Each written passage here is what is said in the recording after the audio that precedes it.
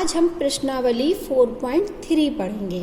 पहला सवाल, दो चरों वाले निम्नलिखित रैखिक समीकरणों में से प्रत्येक का आलेख खींचिए। हमको ये 1 2 3 4 समीकरण दिए हुए हैं। इन समीकरण का हमें आलेख खींचना है। क्या खींचना है? आलेख। आलेख मतलब ग्राफ पे उसको चित्र बनाना है। ये इस तरीके से एक आलेख हमें खींचना है। तो आज हमको क्या करना है, हमको 4 समीकरण दिए हुए हैं और कहा गया है कि रैखिक समीकरण का आलेख बनाइए। तो सबसे पहले जब को समीकरण दिया हो और समीकरण का आलेख बनाना होगा तो हम समीकरण के हल निकाल लेते हैं। क्या बोला मैंने कि जब हमको दो चर वाले रैखिक समीकरण का आलेख बनाना होता है तो हम समीकरण के हल निकाल लेते हैं। तो सबसे पहले हमने एक समीकरण उठा लिया, x + y = 4। ये लिख लिया, ये एक ही करके बता रही हैं अभी। x + y = 4। ठीक है, तो हमें समीकरण का हल निकालना है तो हम इसका क्या कर दें, पक्षांतर करने पर। क्या करने पर? पक्षांतर करने पर। हम समीकरण का हल पहले भी निकालना आपको सिखा चुके हैं। तो यहाँ पक्षांतर हम कर रहे हैं किसका? x का। तो y बराबर क्या आ जाएगा? 4। y बराबर क्या है? 4। इस x को जो लेफ्ट हैंड साइड पर था, पॉजिटिव में था, यदि हम राइट हैंड साइड पर ले जाएंगे तो ये माइनस का x हो जाएगा। तो पक्षांतर करने पर क्या बन गया? y बराबर 4 - x। तो हमें y का मान मिल गया कि y बराबर क्या है? 4 - x। अब हम क्या करेंगे, x के कुछ मान रखेंगे और x के उन मानों के लिए हमें y के संगत मान प्राप्त हो जाएंगे। तो अब हम यहाँ भाषा लिखते हैं, x के कुछ मान चुनकर उनके संगत y के मान प्राप्त करते हैं। x के मान हम कुछ भी रख सकते हैं, 0 1 2 3 4 5 कुछ भी। तो हमने सबसे पहले लिया जब x बराबर 0 तो y बराबर क्या है? 4 - x। तो y बराबर क्या है? 4 - x। और x कितना है? कितना मान लिया? x 0। तो x की जगह क्या लिख दिया हमने? 0। तो 4 में से 0 गया तो 4। तो हमको एक बिंदु मिल गया। क्या बिंदु मिल गया? कि x बराबर 0 पर y का मान कितना है? 4। दूसरा हमने क्या किया, x बराबर क्या ले लिया? 1। तो फिर से y बराबर क्या दिया है? 4 - x। तो y बराबर क्या लिखा? 4 - x। लेकिन -x नहीं लिखेंगे, x का मान कितना है? 1। तो x बराबर रख दिया हमने 1। 4 - 1 कितना? 3। तो यहाँ से भी एक बिंदु मिल गई कि जब x का मान 1 होगा तो y का मान कितना होगा? 3। अब हमने मान लिया x बराबर 2 तो y बराबर क्या दिया है? 4 - x। तो y बराबर क्या? 4 - x। लेकिन x नहीं लिखेंगे, x की जगह क्या लिखेंगे? 2। तो x की जगह 2 लिख दिया। 4 - 2 कितना हुआ? 0। 4 - 2 = 2। तो यहाँ पर भी हमें एक बिंदु मिल गई 2, 2। जब x का मान 2 होगा तो y का मान भी 2 होगा। इसको हम यहाँ से भी बिंदु निकाल सकते थे या सारणी बना सकते हैं कि x बराबर कितना लिया हमने? 0। तब y का मान कितना आया? 4। फिर हमने x बराबर कितना लिया? 1। x बराबर कितना लिया? 1। तो y का मान कितना आया? 3। तो x बराबर 1 पर y का मान 3। जब x बराबर 2 लिया तो y का मान कितना? 2। तो ये देखो x के मान लिख दिए। x बराबर जब 0 लिया था तो y का मान 4 आया था। जब x बराबर 1 लिया तो y का मान 3 आया। और जब x बराबर 2 लिया तो y का मान 2 आया। तो यहाँ से हम बिंदु लिख सकते हैं x, y का मान। तो x, y का मान क्या होगा? 0, 4। यहाँ पर क्या होगा? x, y का मान 1, 3। यहाँ पर क्या होगा? 2, 2। अब हमने इस जो 0, 4 जो एक निर्देशांक है, इस बिंदु को नाम दे दिया कि बिंदु A है। और इस बिंदु का नाम क्या दे दिया? B। और इस बिंदु का नाम क्या दे दिया? C। अब हमने कहा कि A बिंदु के निर्देशांक कितने हैं? 0, 4।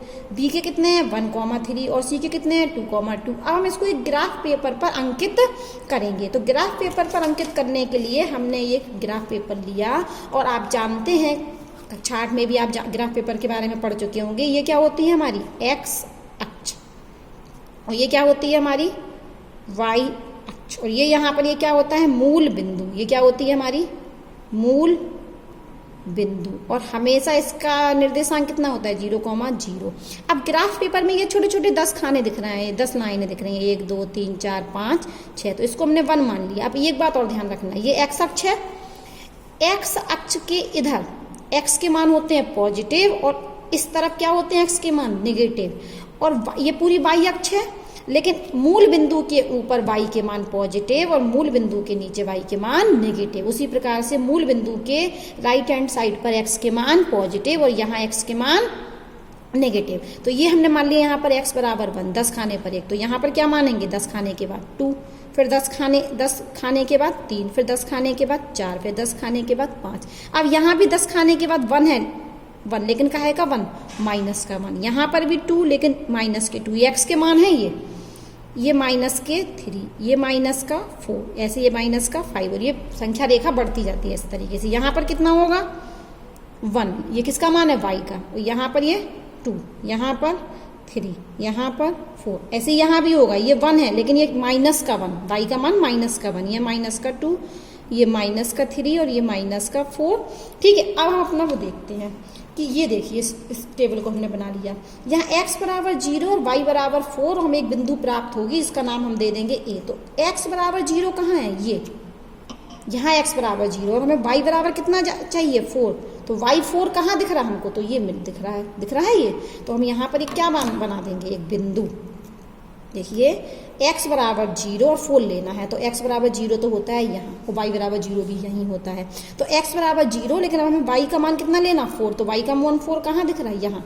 तो यहाँ एक बिंदु मिल गई, इस बिंदु को नाम हमने क्या दे दिया a, और इसके निर्देशांक कितने हैं 0,4। अब हम आते हैं x का मान कितना लेना हमें 1, तो x1 कहाँ ढूंढो, कहाँ है अब x1, हमको तो ये दिख रहा है x1।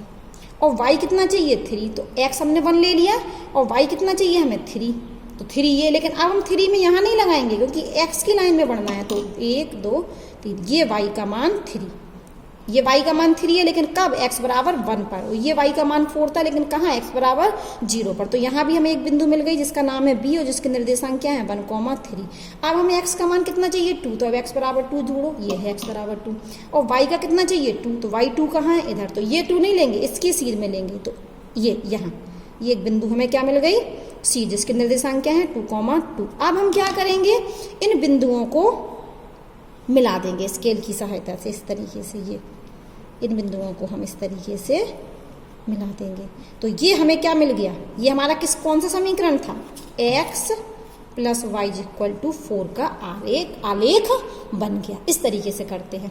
अब हम एक और समझ लेते हैं, चलो इसको रिवीजन करा देते हैं। हमको एक समीकरण दिया था x plus y equal to 4 और हम इसका क्या बनाना था, आलेख बनाना था। तो हमने सबसे पहले क्या किया, y बराबर 4 माइनस एक्स निकाल लिया।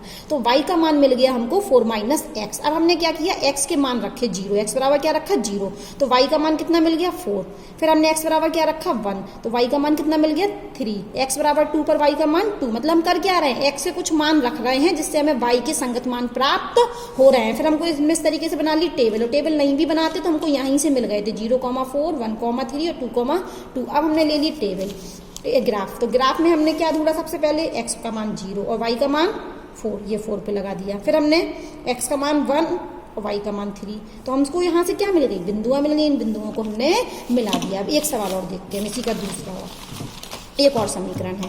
क्या समीकरण है, y बराबर 3x। तो हमें यहाँ पर पक्षांतर नहीं करना क्योंकि हमें सीधे y का मान दिया है 3x। तो अब हम क्या करें, x के कुछ क्या रखेंगे मान। सबसे पहले हमने x बराबर क्या लिया 0, तो y बराबर क्या होगा 3x, लेकिन x नहीं लिखेंगे 0, तो 0 का गुणा किसी में भी होगा तो क्या आएगा 0। अब हमने क्या लिया x बराबर 1, तो y बराबर क्या है 3x, तो x का मान कितना रख दिया हमने 1, तो यहाँ से क्या मिल गया 3। अब x बराबर 2, तो y कितना था 3x, तो देखिए x बराबर 2, तो y बराबर क्या होगा 3x, x का मान कितना है 2, तो 3 का गुणा 2 में करिए, 5 मिनट बैठ के रीडिंग कर लो। 3 गुणा 2 3 का मल्टीप्लाई कीजिए 2 में तो 6 आ गया। तो हमने क्या किए, x के 3 मान रखे, 0 रखा तो y का मान कितना मिला 0। यहाँ से फिर लिख सकते हैं x का मान 0 रखने पर y का मान 0, x बराबर कितना रखने पर 1 रखने पर y का मान कितना मिला हमें 3। फिर हमने x का मान 2 रखा तो y का मान कितना मिला हमें 6। इस तरीके से हमने मान प्राप्त कर लिया। अगर हम चाहें तो टेबल बना सकते हैं। टेबल में क्या रखें, सबसे पहले x बराबर 0, तो y बराबर कितना मिला था 0, ये y के मान। x बराबर 1 रखने पर y का मान 3 और x बराबर क्या 2 रखने पर y का मान 6। तो यहाँ से बिंदु मिल गई हमें 0,0 और यहाँ पर क्या मिले x और y के मान 1,3 और यहाँ पर 2,6। और इस बिंदु का नाम हमने a दे दिया, इस बिंदु का नाम हमने b दे दिया, इस बिंदु का नाम हमने c। लेकिन हम इसको, अब हमने यहाँ पर बिंदु इसको o दे देते हैं, o और इसको ए और इसको बी। इसको ओ क्यों दिया है? क्योंकि ये मूल बिंदु है, 0,0 ये मूल बिंदु है। मूल बिंदु को हमेशा ओ से रिप्रेजेंट करते हैं। अब हमको ये बिंदु मिल गई है, ठीक है। अब हम आते हैं ग्राफ पेपर पर। ये हमने फिर ग्राफ पेपर ले लिया, ये हमारी बिंदु हमारे पास है, ग्राफ पेपर ले लिया। अब ग्राफ पेपर में ये बिंदु हमेशा क्या होती है? एक्स का मान 0 और वाई का मान भी 0। तो ये हमको कौन सी बिंदु मिल गई? ओ। इसके बाद हमको बिंदु चाहिए है एक्स का मान 1, तो हम बना लें यहाँ पर 1, यहाँ पर 2, ये 3, ये 4, यहाँ पर ये क्या होगा? -1, -2, -3 और -4। ये एक्स के मान माइनस में है। यहाँ पर ये 1, 2, 3 और 4, यहाँ पर -1, -2, -3 और -4।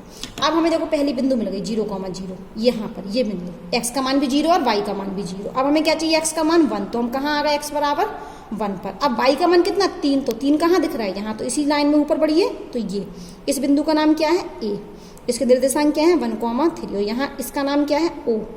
और इसके निर्देशांक क्या है? 0,0। अब हम आते हैं बी बिंदु। तो हमें एक्स का मान कितना चाहिए? 2, तो एक्स बराबर 2 यहाँ आ गए। वाई बराबर कितना चाहिए? 6, तो हमें इसको बढ़ाना पड़ेगा थोड़ा, ये हमारा और बढ़ा लेते हैं इसको। ये 5 वाई का मान और यहाँ पर ये